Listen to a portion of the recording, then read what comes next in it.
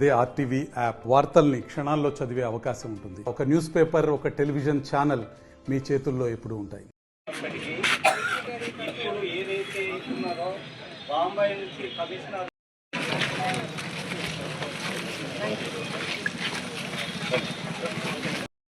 Municipal commissioner Bhainsa గారు కూడా రావాల్సిందిగా కోరుతున్నాము.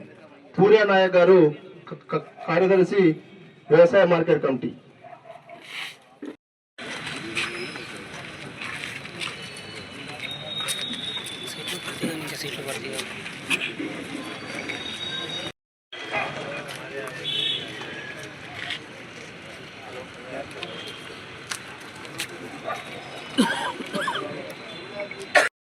వేదిక మీదకి రావాల్సిందిగా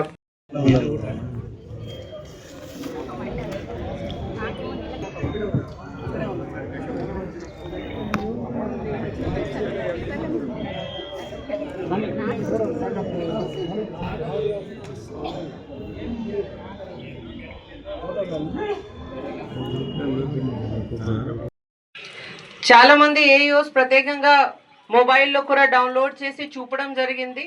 సో ఖచ్చితంగా కాన్స్టిట్యూషన్ స్టార్ట్ చేస్తారు.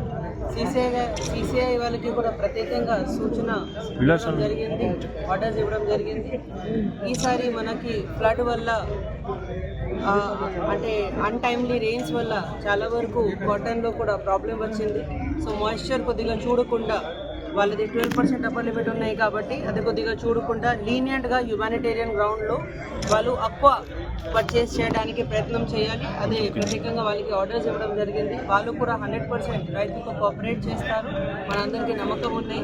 దీంతో పాటు కొంతమంది రైతు ఇప్పుడు యాప్లో 8 కనపడుతుంది, 12 కనపడతలేదు, 7 కనపడుతుంది, అది ఒక మాట చెప్పారు.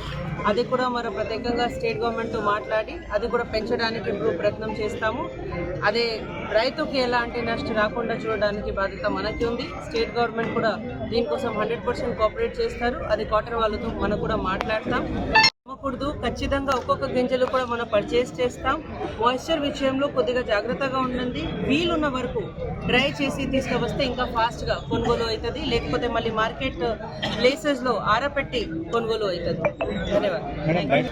ఇక్కడ మరిన్ని వీడియోస్ కోసం ఛానల్ ని సబ్స్క్రైబ్ చేయండి. లేటెస్ట్ అప్డేట్స్ కోసం వాట్సాప్ ఛానల్ ని ఫాలో చేయండి. అండ్ లింక్ డిస్క్రిప్షన్ లో ఉంది.